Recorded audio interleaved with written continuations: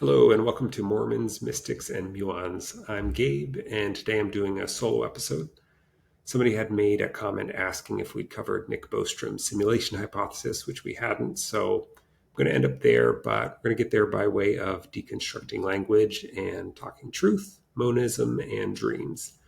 Language is crucial because if you haven't deconstructed language, you're nowhere near finished deconstructing. One of the biggest mistakes you can make is not going far enough in your deconstruction. When you're tearing down a house, you need to be sure to rip up the foundation, because if you don't, you're always going to be limited to rebuilding on that same footprint. So let's start by tackling this idea of big T truth.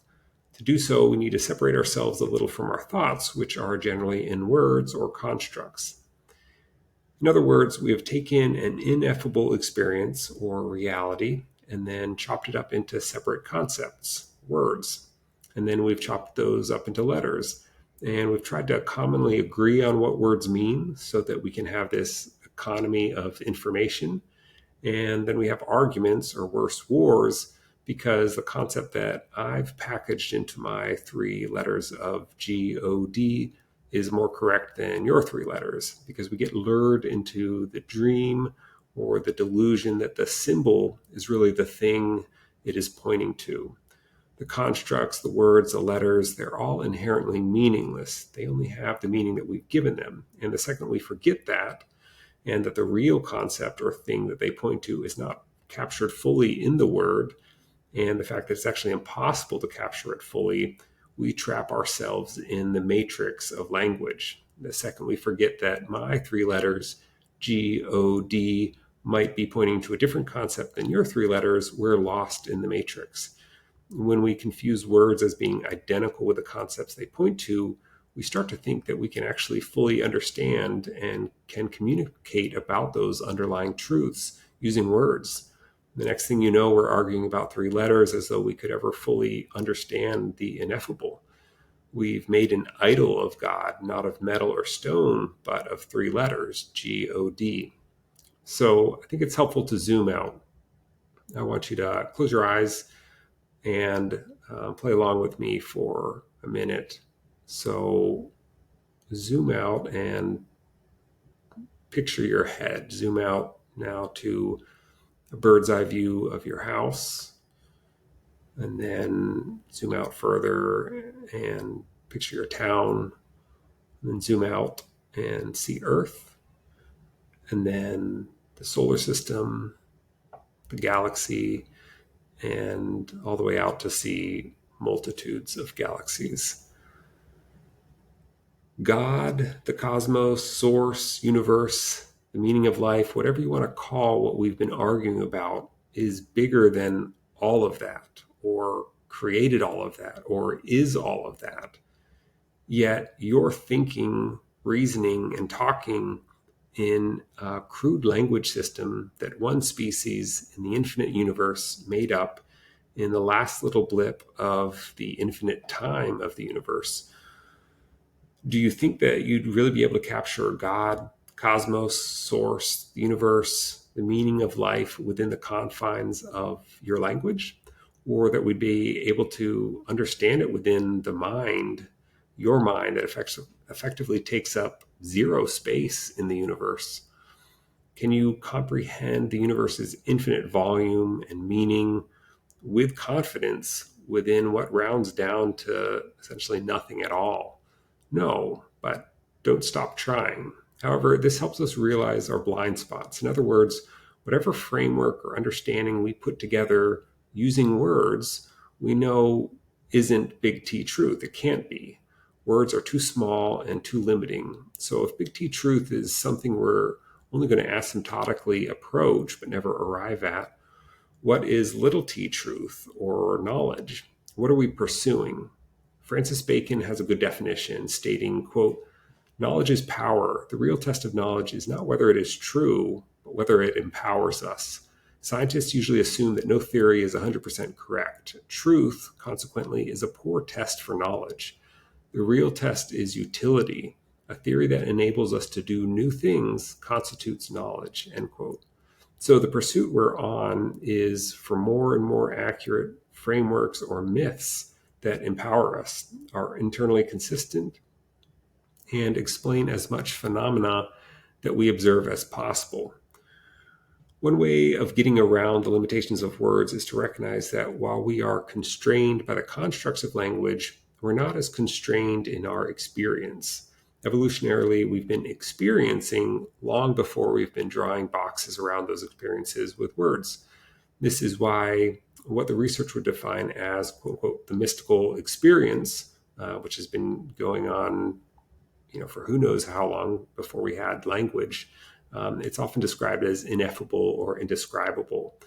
When you are at the edges of conscious experience, you are able to experience and know things which can't be translated into words. This is in part due to the fact that words are constructs and they're never fully capturing what they point to, but it's also due to the fact that mystical experiences aren't widely experienced or discussed, so our language is particularly ill-equipped to describe them. So keeping this in mind can help one balance the paradoxically futile and fruitful attempt to explain the mystery of reality in words with the practice of experiencing the mystery of reality beyond words. Another way of getting around the limitations of words is to lean into symbolism, patterns, and mathematics. These can describe things at a more fundamental level than narrow words. Even though languages are different between cultures, numbers and mathematics are largely universal. I see this difference between high-level abstractions and more fundamental mathematical or symbolic principles as the difference between, say, zooming into an image made of pixels and zooming into a vector image, which is made by formulas like a fractal. Or let's simplify it to a line. If you zoom into an image of a line, you'll eventually end up in large pixels that are unrecognizable as a line. If you zoom into an image that is calculated by the formula for that line, it'll continue to render at whatever zoom you're at. So if you zoom back out to the cosmos for a moment, do words like human, consciousness, body, God, Bible, prophet seem to transcend all of that, the universe, or carry the same meaning that they do when you're zoomed into your head on Earth? How about words like unity, oneness, balance, emptiness? I think those are at a more fundamental level that do have meaning still at that level. So what we have here is essentially the Tower of Babel. We've strived to break our way into heaven, to understand God, to define our way back to heaven, but ultimately we failed because we aren't aware that we've been thwarted by the prison of language. We've fallen into the delusion that words are the things they seek to describe. Like sirens, language and its utility has sought to lure us to our destruction.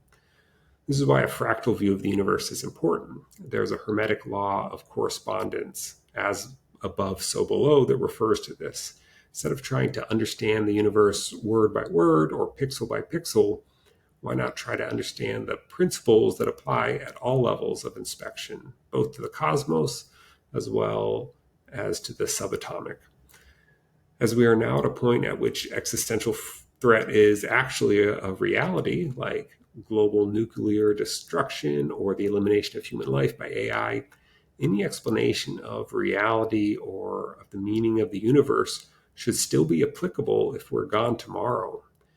Any explanation that revolves around a narrow definition of consciousness or only applies to one small blip of a species or one small rock in the cosmos fails to do that. So we need to be aware of the myth of language, or be construct aware as we discuss these matters. We also need to understand the limitations of language and consciousness, but strive to overcome those limitations by trying to crack the formulas and patterns underneath the phenomena we experience. We need to understand the futility of arguing with somebody about three letters if the other person is not aware that we're dealing with an idol. We need to understand that nihilism, atheism, deism, theism, existentialism, these are all constructs that only have meaning inasmuch as those using them mutually understand what they're pointing at and aren't confusing a construct for the underlying concept it's imperfectly pointing to. I listened to Jacob Hansen and Bill Reel come up against some of these matters in their recent discussions. Jacob only seemed partially aware of the matrix of constructs and words. He kept trying to present as an axiom or a statement that's regarded as true without needing evidence that they could both agree that there is either a God that created the universe or there is no God. This classic false dichotomy between theism and atheism. He seemed unaware that there are many significant belief systems that fall outside of this dichotomy, including many indigenous cultures, Buddhism, and Hinduism. These are more closely aligned to pantheism or panentheism, the idea that God is the entire cosmos, including us. Watching this false dichotomy play out between atheism and theism is like watching an individual struggle to put away a set of Russian dolls in a box slightly larger than the biggest doll. The idea that God could refer to the largest doll, which also contains all of the smaller dolls, which interestingly enough are patterned after and contain information about the outer doll, is just a foreign concept to that person. The only options some see are to give up, leaving all the pieces nihilistically strewn on the table, or put all the dolls together individually and hopelessly try to shove them in that box, because at least this looks better than leaving the pieces apart. God only means whatever you invoke when you use those three letters. If you asked a theist if God existed before language, they'd of course say yes. And yet it doesn't strike many people as odd to jump immediately into a debate about whether there is a God or not, assuming that just by invoking those three letters, both parties not only have the capability of understanding this ineffable entity that existed infinitely before those three letters pointed to it, but also that they both are magically in agreement on what those three letters point to. That's called magical thinking. So it is with this idea of consciousness. People don't hesitate to assert that AI is conscious or that it's not conscious, as though there's any sort of agreement about what consciousness means. There is no Platonic form of consciousness that we invoke with that word, where it would make any sense arguing whether AI is conscious. My definition of consciousness goes back to the principles I shared earlier, that our best chance of understanding reality is by appealing to very fundamental principles rather than higher order abstractions that necessitate consciousness to only be applied to humans or to biological processes. Consciousness to me is experiencing something. It's a perspective. It's a vantage point within the cosmos. That's a simple definition that accommodates for a wide spectrum of consciousnesses. I think this is in line with Descartes' I think, therefore I am. He's getting to the fundamental point, which is that in the end, all we can know is that we are experiencing something.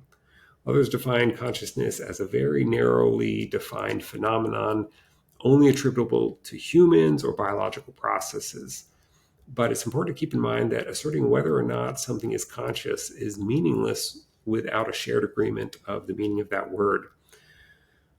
Along the theme of simplification, fundamental principles, patterns, and the limitation of constructs, I want to talk about monism. Monism as a philosophical concept, or is a philosophical concept that posits the existence of a single fundamental substance, principle, or reality from which everything else derives or to which everything else can be reduced. It asserts that there is ultimately only one basic and unified element or essence that underlies and permeates all aspects of existence. I listened to a Bernardo Kastrup interview recently where he described why monism is important. He explained that whenever we are describing something, we have to do it by invoking another thing, another construct. So we describe a body as being made up of organs, which are made up of tissues, which are made up of cells, which are made up of atoms, etc. You need to be careful not to use circular logic by describing atoms as, say, subatomic particles and those as energies in quantum fields. And now you have to describe abstract concepts like energy and fields, which you might describe in metaphors, invoking things which would eventually end up back in atoms and subatomic particles. So if we're seeking to figure out basement reality or the fundamental substance of the universe, we want to keep going smaller. But you start to see the problem with this. You'll always be describing one thing with another thing. So at some point, we'd like to get to a point at which where we've ended up is the constituent material that makes up everything. Ideally, we'd like that to be one thing like matter or consciousness, rather than two things, which is a concept known as dualism. It's not that dualism is wrong, it's just messy. If you end up needing two building blocks for the universe, how do you know that you just haven't gone far enough, and that if you just had more knowledge, or if you just kept going, you'd eventually find out that those two things are made up of one thing? And yet you should also see the quandary here that you can only describe the past thing by invoking another thing, and you could endlessly ask what the new thing is made of. So at some point, we need essentially a placeholder. We reach the axiom or the proposition that is self-evident and needs no proof, or the thing that we are granted as essentially a miracle, by which we explain everything else. Now we've got to talk about Gödel's Incompleteness Theorem and Occam's razor. So ChatGPT summarizes Gödel's incompleteness theorem this way. Quote, Gödel's incompleteness theorem, discovered by mathematician Kurt Gödel in 1931, states that in any formal mathematical system with sufficient complexity, there will always be true statements that cannot be proven within that system. In simpler terms, no matter how comprehensive or powerful a mathematical system is, there will be statements that are undecidable or unprovable within that system. Gödel's theorem demonstrates that there are inherent limitations to what can be proven or demonstrated using the rules and axioms of a particular mathematical system, and it has profound implications for the foundations of mathematics and the nature of formal systems.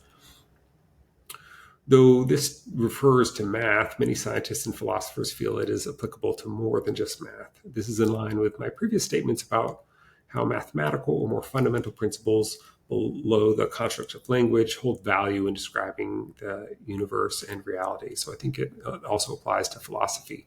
So Gödel's incompleteness theorem essentially states that in whatever proof you have, there are axioms or statements which just can't be proven. Those are your miracles. This dovetails with what I've said about how we'll never get to big T truth, but we can get closer and closer approximations to it. Of it. This also sounds like it's hinting towards the fractal nature of reality, because as complex and accurate of models as we will develop, which we will continually refine into more and more accurate models, we'll always start with a miracle that will allow that refinement to continue forever. So now to Occam's razor. I was reading an article in Big Think the other day that was talking about how Occam's razor is often misapplied. It's often applied in a much broader sense than it was intended. For example, if our kid tries to tell us that the cookies are all gone because an alien came in and ate them, while this is possible, it's a simpler explanation that our kid ate them. Occam's razor, however, applied more as a rule to metaphysics. So again, from ChatGPT, Occam advocated for a principle of simplicity in metaphysical explanations. He argued that when confronted with multiple competing hypotheses, the simplest one should be preferred. The principle can be summarized as, quote, entities should not be multiplied beyond necessity, end quote. In other words, one should not introduce unnecessary or extravagant assumptions or elements in an explanation when simpler alternatives are available. Occam's razor was initially applied within the realm of theology and philosophy to guide discussions about the nature of God, the attributes of divine beings, and the understanding of abstract concepts. It was used as a tool to advocate for simpler explanations and to challenge complex metaphysical frameworks that introduced unnecessary entities or complexities, end quote.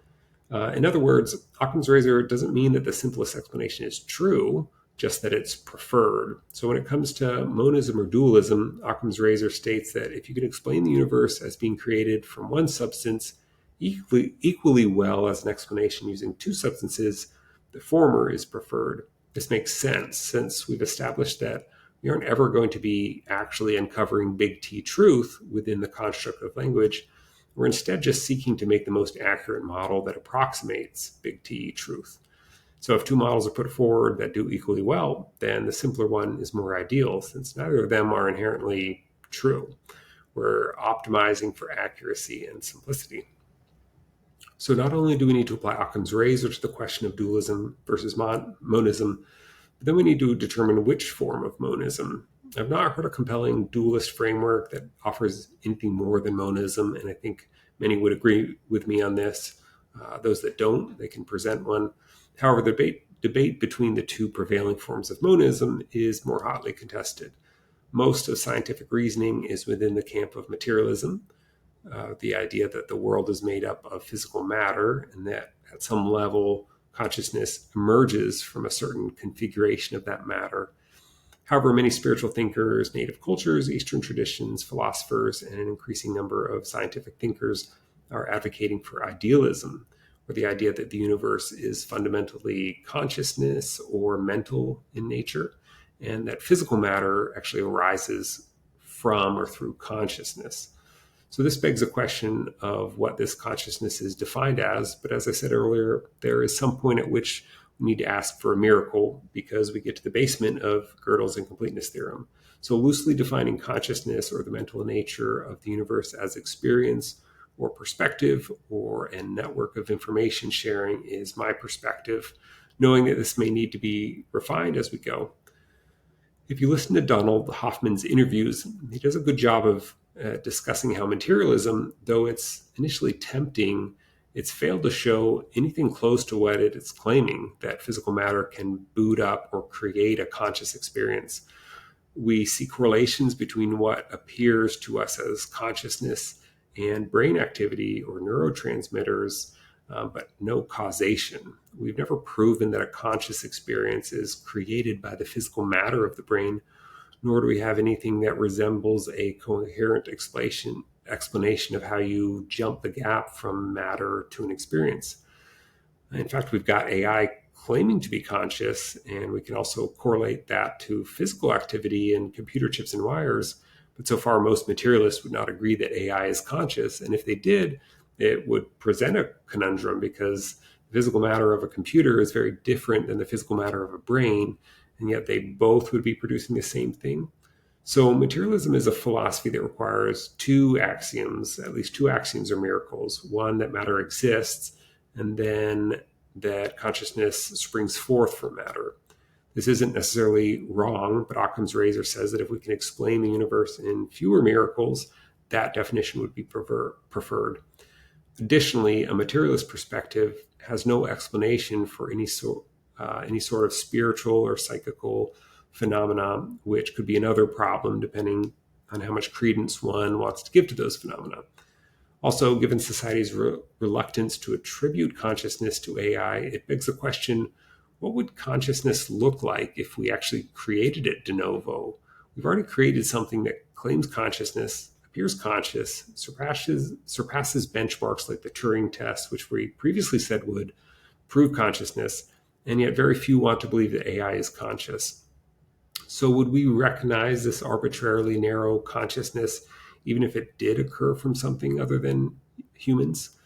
Finally, the idea that matter exists objectively and creates consciousness is hard to reconcile with quantum physics, which posits that there is no objective reality, but that reality is in some parts created by consciousness.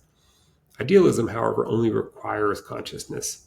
Matter arises from or through consciousness, and unlike materialism, we can show how this works. Dreams are an experience of consciousness. It's an experience or perspective, and within that experience, you have the experience of matter and space. You may be inclined to discount this as fake matter, but if someone in your dream tried to tell you that the ground you were standing on was not real, you'd argue that it was because you can feel it, you can touch it, it's separate from you. Yet this is the same experience we have in waking consciousness. We're only experiencing everything we call physical matter through a conscious experience. On the quantum level, no atoms are touching. Sight, touch, smell, hearing, they're all experienced not objectively, but through the interpretation of things we call nerves, sending signals to the brain that we assume is rendering an experience. Any argument that you are experiencing an objective reality or experiencing something out in the world doesn't jibe with neuroscience or an understanding of how sensory input gets processed into our experience of reality. Any argument that the physical world you experience in a dream cannot be equated to the physical world you experience during waking life will ultimately fall flat when you dive into just how your brain is processing your dreams in a very similar manner to how it's processing waking life. In both instances, you're using the same sensory processing areas of your brain to seemingly create an experience. Only when you're dreaming, you're using the information from within your brain to construct the experience, while during waking life, you're using the information from the nerves that are attached to your eyes, skin, nose, ears. This is a bit hard to wrap your head around because dreams are of a lower fidelity compared to waking life. This, however, is not apparent in the dream, as you are positive that you're awake until the very moment that you awake. So one way to think about this is as though you have a computer with the ability to run a virtual machine. Virtual machines are simulated computers that you can run within a window on a computer. So you can have a Mac laptop and run a virtual machine that has Windows on it. It's essentially simulating a whole new computer virtually using a portion of the processing power of your physical computer. For all intents and purposes, virtual machine, which is a window on your desktop that has a whole operating system within that window, doesn't know it isn't its own machine. You can have a computer running a video game and it can devote 100% of its processing power to the operating system and the video game. Or you could have that same computer running 4 different virtual machines, each with the game loaded within the virtual machines. So each only has 25% of the processing power to run their operating system and the game. You can imagine that the quality of the graphics, the speed, would all be limited within one of these virtual machines. Similarly, when you fall asleep, the full 100% of your mind's processing power that you were able to fully devote to running your ego and its reality, including your thoughts, emotions, interactions with others, sensory perception, now has to divide itself up to create a world, create other characters, and then with whatever is left over, create a mini version of your ego, managing its own thoughts, emotions, and interactions with others that somehow thinks it is separate from the dream world and the other characters, despite the fact that it's all being run by the same mind. fMRIs show that while dreaming, certain parts of our brains that normally would be able to perform reality checking and get suspicious when your dead grandmother shows up out of nowhere are effectively offline. Essentially, you could view this as just not having the cognitive power to run all of your systems at full capacity, since your brain is now responsible for creating the entire movie of dream reality when it usually only needs to run your ego in waking life. Now, all I've tried to do here is illustrate that there is a parallel between how we experience matter in waking life, that it's through consciousness, and similarly, we experience matter in dreams also through consciousness. If we can easily agree that no matter exists in the dream, yet we experience matter, would this not also apply to waking life? Any argument against this, I would argue, is grounded in the discomfort or counterintuitiveness of such a perspective, rather than an understanding of neuroscience, sleep, or from a logical perspective. I'm open to any valid arguments, but I just haven't heard any. Despite it being counterintuitive, this perspective is not just logical and scientific, but it also appears similarly in Hinduism and Tibetan Buddhism, with reality being God's dream or stacked dreams, respectively. Additionally, a counterintuitive solution is infinitely better than what so far has been a non-existent one, that matter somehow boots up a conscious experience. Now, I've just explored dreams as a model for how consciousness can produce the experience of space and matter. So the analogy served its purpose. But before we move on, let's take a moment and dive a little deeper, getting back to the idea that to understand a reality, it's helpful to find patterns that we can apply in order to extrapolate further than our purely construct-driven logical mind can fathom. So the type of experience we have in a dream, where we identify with only one aspect of a larger consciousness and view the rest of the dream world as separate from us, despite the fact that it's all the manifestations from the same larger consciousness, has principles that can be applied to waking life. In other words, in waking life, despite being positive that we are separate from the world around us, there are many pointers in science, psychology, psychedelic research, and spiritual traditions that point us to another possibility. In spite of that perceived separateness and the experience of an objective physical world outside of us, we are actually part of a larger consciousness that is also manifesting the world around us. You can apply this principle up and down recursively to infinity. Think of the movie Inception. And just as the nature of the computer program changes depending on what level of the stack you are on, reflecting the constriction of the processing power as we keep dividing up that processing power, it's natural that our experience of dreaming reality is qualitative of a lower fidelity than our waking reality. And this corresponds in the other direction with mystical experiences, which are defined in research as ineffable experiences of oneness, bliss, transcendence of space and time, and other characteristics. Whether these are accessed through psychedelics, religious experiences, meditation, near-death experiences, or a number of other modalities, the person often reports being in a realer than real level of reality that far supersedes that of normal reality. So think about how things are kind of fuzzier in dreams compared to waking life. This is going in the other direction, where the waking life is now kind of the dream in comparison to this mystical awareness, mystical experience. So there are other ways that understanding the nature of dreams seems to help us unpack reality outside of dreams. In dreams, the dreamer can gain lucidity or recognize that they're in a dream, or they can practice meditation within the dream called dream yoga, and they can hereby affect increasing levels of control over the dream, or with dream yoga, affect a sort of folding together of the dream world in a unitive, kind of nirvana-like experience. This has parallels to phenomena in waking life. Additionally, the idea that we are each dissociated parts of a meta or a higher consciousness interacting with other parts of that same consciousness has similarities to how individuals with dissociative identity disorder, previously called multiple personality disorder, experience dreams. Such individuals, when their numerous alter egos are asked to recall a dream, sometimes recall the same dream from different perspectives, meaning each alter ego participated in the same dream, but as different characters in the dream. If you dive into different philosophical interpretations of quantum physics, like Cubism or quantum Bayesianism, you start to hear a similar story, that there is no objective reality, but that reality can be viewed as a sort of intersubjective reality that is a reconciliation of the possibilities that all the observers of that section of reality expect to see. Even in the book Sapiens, he's talking about, objective reality. Then he talks about these intersubjective realities of these LLCs and organizations that exist in our mind, but are agreed upon in kind of the higher societal consciousness.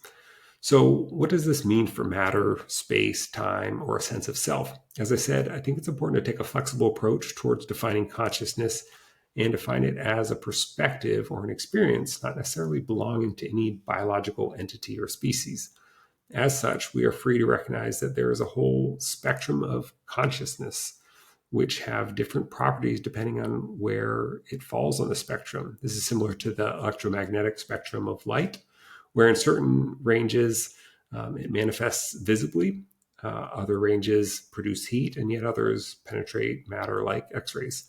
Similarly, there are domains on the consciousness spectrum that produce the experience of space, matter, time, and a sense of self, while others, like mystical experiences, can be experienced devoid of the experience of these qualities. And then even within those ranges where these qualities are manifest, they're manifest in different ways.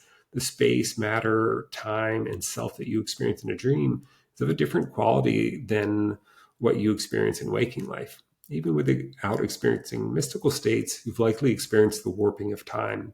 In a flow state, the brain largely forgets to run its self-referential functions, being fully absorbed with the process that you're engaged in, and you can often experience a dilation or contraction of time.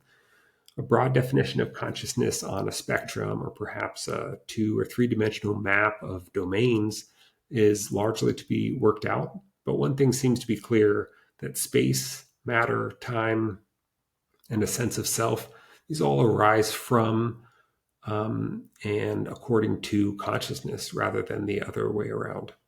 Now, what does this mean for a sense of what is real? Generally, we speak of things being real by distinguishing things that exist in the objective reality outside of us, as opposed to perhaps what exists in one's own subjective reality, or by distinguishing between physical and mental.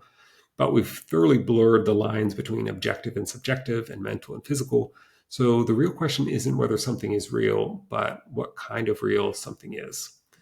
Now, finally, we get to the simulation hypothesis. As a quick summary, the simulation hypothesis is the idea that since the universe is infinite, even with a small chance of life occurring on any given planet, there would mathematically be infinite other planets populated, With infinite populations, some of them would progress to the point where they could create computer simulations advanced enough to create consciousness within the simulation. Then, with the sheer number of simulations being run, the number of consciousnesses in the simulation would vastly outnumber real-world consciousnesses. And then by simple probability, we could deduce that we're most likely in a simulation rather than in some outside simulation life. Overall, I was very unimpressed with the simulation hypothesis. Interestingly enough, the simulation hypothesis and the matrix were my only exposure to any sort of meta reality bending theory as recently as 2 years ago. I suppose I once also heard the idea that we're living in Ed Sheeran's dream, because only in his dream would he be that popular. But I dismissed that out of hand, as I like his music. So I think there is merit in the simulation hypothesis in that it brings a meta perspective to a mainstream audience. But ironically, it's often shared as a joke. I remember thinking briefly about it, but being confused as to how consciousness could be created from a simulation, as I was a materialist at the time without even knowing what materialism was. And that's where I think the problems start with the simulation hypothesis. I listened to Lex Friedman interview Nick Bostrom, but the topic of materialism versus idealism wasn't discussed. Nick also didn't present a definition for consciousness, even though Lex pushed him on this a few times. So to me, it felt like Jacob Hansen wanting to jump into the discussion at a level that already is requiring a bunch of miracles or axioms without explaining why those should be granted. Essentially, the simulation hypothesis doesn't really address materialism or idealism, seemingly using either philosophy depending on which is convenient. On the one hand, the aliens that run the simulation are consciousnesses apparently arising out of physical matter, but it's not clear how the consciousnesses are arising out of the simulation. Are they arising from a configuration of the electronics and electrons in the physical world? That brings us to the difficulty of how to reconcile a method for consciousness arising that both is accounted for by biology, and also electronics. Or perhaps consciousnesses in the simulation are just arising due to the complexity of a network of nodes sharing information. If that is the case, this is a bit of a hand-wavy definition of consciousness that just arises when something is complex enough. As it seems to be a rather broad definition of consciousness, wouldn't the complex network of society made up of humans interacting both physically with roads and electronically with the internet and satellites then spontaneously result in a meta-consciousness of society that is operating at the same time that the individual constituent humans are operating? If so, then could the neurons in our brains be viewed as a low-level consciousness?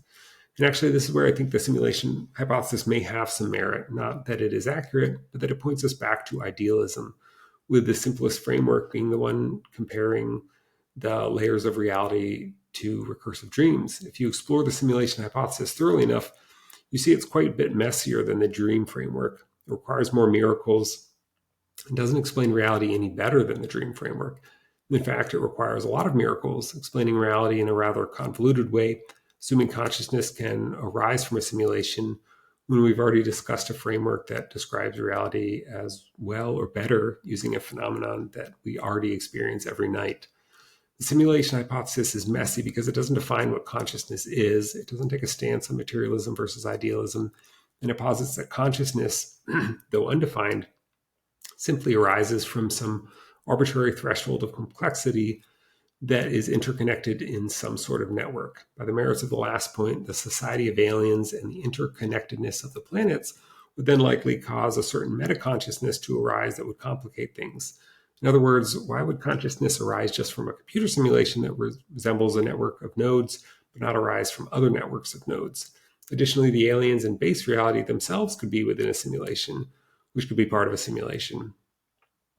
All of this gets very messy without any particular advantage of the simulation hypothesis over competing hypotheses. I think we need to fall back on Occam's razor. Keep in mind that Occam's razor isn't claiming to determine what is true, just what is a preferred model of metaphysics, which is fine because we already established that we aren't after and actually can't abstract big T truth into language anyway. So we're just seeking after models in the end. So I don't think the simulation hypothesis holds much merit. It's an interesting thought experiment and can help wake you up from being identified with the illusion You are living in an objectively real world. It has wide penetration in society, so it may be the gateway for many people in considering these ideas. It also can be a pathway for refining one's philosophy by exploring the rabbit hole and finding where it doesn't hold water, leading one to more solid frameworks describing reality. But I think that's where its utility ends. I think the most beneficial approach to the simulation hypothesis is to recognize that it's seeking to describe reality at a fairly high level of abstraction, requiring a buy-in on several axioms that aren't established in the hypothesis. Why create a framework that requires computers and aliens and posits space and time as fundamental, while not taking a firm stance on idealism or materialism, or even defining consciousness, when instead you can utilize a framework of dreams, an experience we all have, and which only requires consciousness to explain the world? I dream, therefore I am. Frameworks that deal in high-level abstractions or complicated constructs like computers or humans or a moral code that would only apply to one species, or frameworks that aren't construct-aware and are presenting themselves as truth rather than myths that point us to big T truth, haven't been simplified to the least common denominator. These need to go back to the drawing board for further reworking. The goal here is to find the meaning of the universe, not of humans living in the 21st century on a planet named Earth. We're a rounding error to the universe. And this is where idealism shines, as it inherently holds within its nature a framework for a morality that transcends biology, species, or even planets. Unlike many pursuits of truth where we tend to seek support for the meaning we want to hold on to, with idealism, we've honestly pursued reason and then fallen into meaning. That's the way it needs to be. All idealism claims is that we are all parts of a cosmic mind, the same cosmic mind. There is only one, whatever you want to call that one, of which the entire universe is a part, each part made of the same substance, reflecting the one. There is a conscious perspective from the subatomic particle to the individual to the society to the earth to the one. With this realization, we can intuitively learn to balance our own individual identity with our collective identity without prescriptive rules. The more we all awaken to this realization, the easier this balancing act becomes.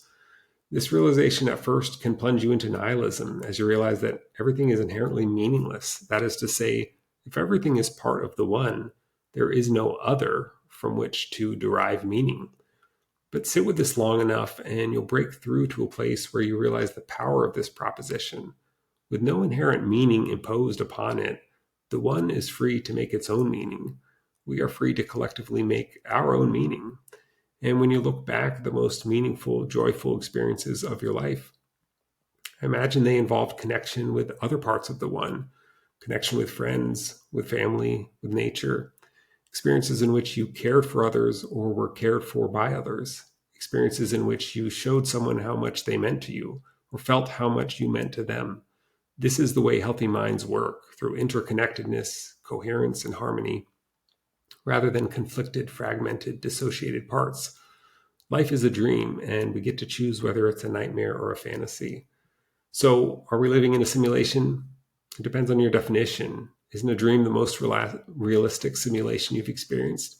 If so, perhaps we're living in a simulation with no creator, a simulation within a simulation within a simulation within a simulation.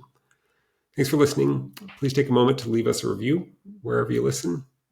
Subscribe on YouTube or share with a friend.